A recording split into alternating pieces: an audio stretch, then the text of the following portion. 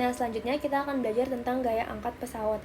Jadi, si luas penampang pesawat ini dia berbentuk melengkung seperti yang ada di gambar. Jadi tujuannya itu untuk memanipulasi kecepatan udara yang lewat bagian atas pesawat dan juga bagian bawah pesawat.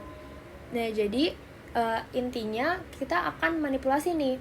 Gimana sih caranya pesawat bisa terbang? Gimana pesawat bisa take off? Jadi pesawat itu bisa take off atau bisa kayak ada di atas udara itu karena si sayap pesawatnya ini dibuat sedemikian rupa. Jadi udara yang masuk ini itu dia akan kepecah, ada yang lewat atas, ada yang lewat bawah gitu. Nah, kita memanipulasi kecepatan udara supaya kecepatan udara yang lewat di bawahnya itu lebih kecil. Nah, di sini kita bisa lihat ya bentuknya. Nah, sedangkan kecepatan yang lewat atas itu dia lebih besar, aerodinamis seperti itu.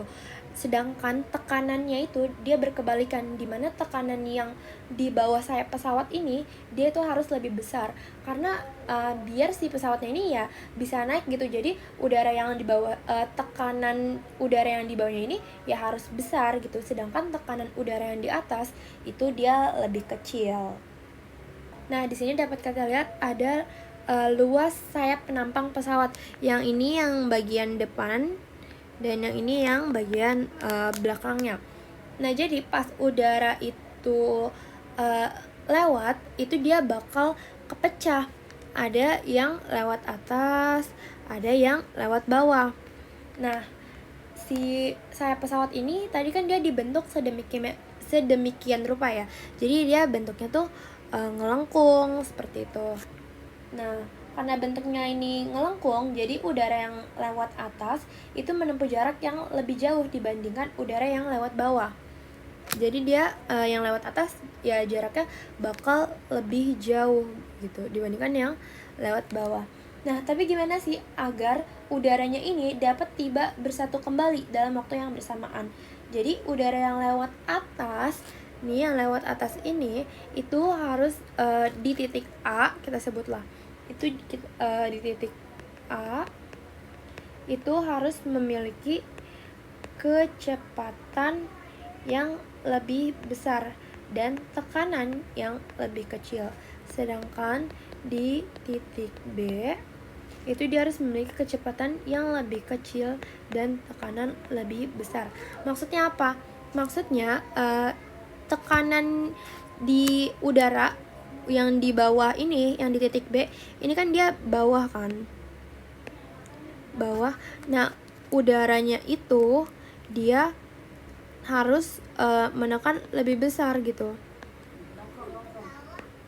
Jadi si pesawatnya ini bisa terbang gitu, karena Bernoulli kan selalu berbanding terbalik ya.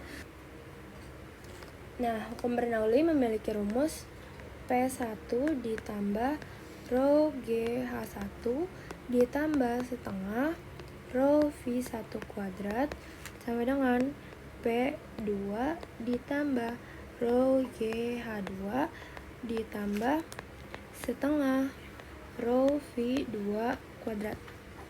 Di sayap pesawat ini dia perbedaan ketinggiannya itu tidak signifikan. Jadi ketinggian di titik A dan ketinggian di titik B ini tuh perbedaannya sangat amat tipis. Jadi sayap pesawat tuh emang benar-benar tipis. Jadi ketinggian yang tidak signifikan ini dapat kita abaikan. Maka rho GH1 dan rho GH2 dapat kita coret. Maka di sini juga kita bisa tarik kesimpulan kan bahwa P2 lebih besar dibandingkan P1. Maka P1 di sini dapat kita pindah ruaskan. Sedangkan kebalikannya, kecepatan di titik 1 itu lebih besar. Maka tengah rho V1 kuadrat, karena di sini plus pindah ruas menjadi minus, setengah rho V2 kuadrat sama dengan P2 dikurang P1. P2 dan P1 ini adalah perubahan tekanan atau bisa kita sebutkan dengan delta P. Nah, yang perlu kita ketahui juga bahwa tekanan itu memiliki rumus gaya per luas penampang. Maka jika kita ingin mengetahui gaya, itu menjadi tekanan dikali A atau luas penampangnya.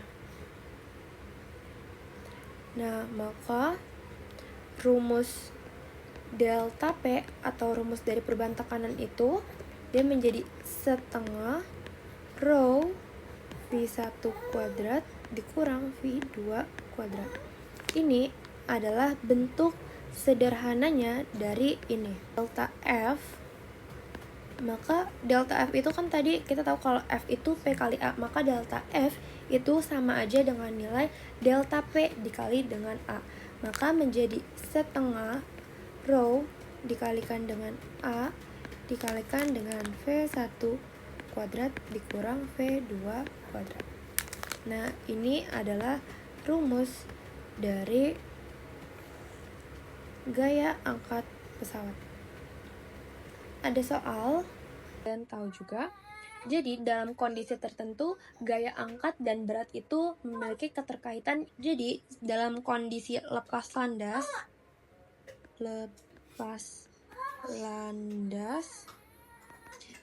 delta F-nya, gaya angkatnya itu dia harus lebih besar dibandingkan berat. Saat di udara, delta F-nya sebesar dengan gaya berat. Sedangkan saat mendarat, delta F-nya lebih kecil dibandingkan berat si pesawat. Jadi saat lepas landas, si pesawatnya ini itu kan dia harus memiliki gaya angkat yang lebih besar sehingga pesawatnya itu bisa terbang. Jadi bisa ngangkat gitu. Sedangkan saat di udara itu dia harus stabil. Jadi di atas si gaya angkatnya ini itu dia harus sama nilainya dengan gaya beratnya. Sedangkan saat dia mendarat, gaya angkatnya harus lebih kecil. Jadi dia bisa mendarat karena gaya angkatnya ini tidak sebesar saat saat take off gitu. Jadi pas landing gaya angkatnya itu dia harus lebih kecil dibandingkan dengan beratnya. Nah, kita balik lagi ke soalnya ini. Makanya kenapa kita harus tahu resultan gaya dan juga arahnya untuk menjawab pertanyaan ini. Nah, kita cari gaya angkatnya dulu. Gaya angkat berarti dia adalah delta F. Dan rumus dari delta F yaitu setengah rho kali A dikali V1 kuadrat dikurang V2 kuadrat. Oh ya, di sini luas penampangnya itu hanya untuk bagian satu sayap. Maka jika dua sayap itu kita kalikan 2 menjadi 5 meter per second.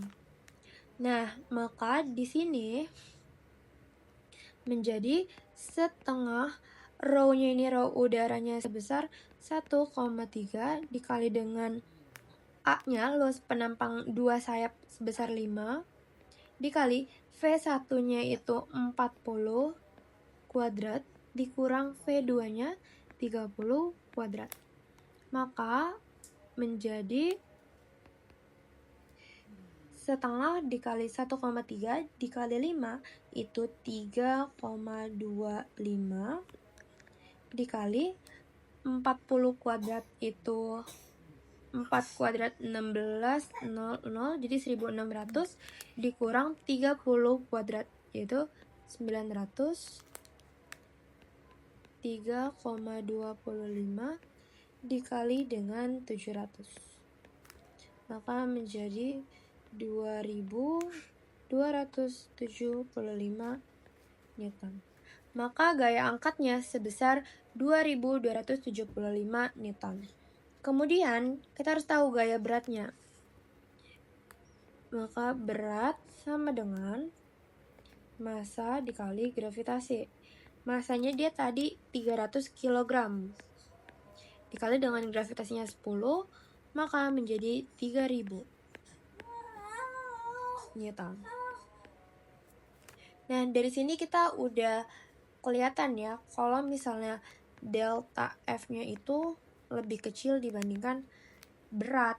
Maka kita tahu kalau misalnya dia lebih kecil, berarti dia akan mendarat.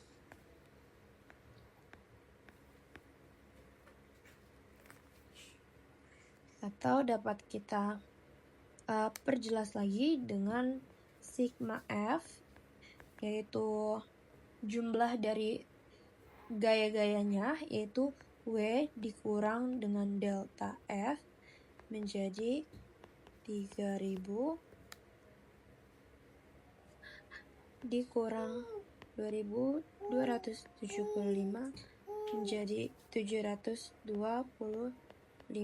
Newton dengan arah menurun.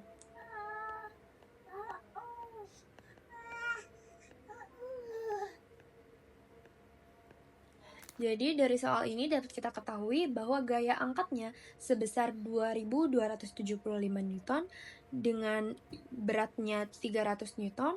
Nah, karena delta F-nya lebih kecil dibandingkan berat, maka kita tahu kalau dia akan mendarat dengan arah yang menurun sebesar resultan gaya 725 Newton.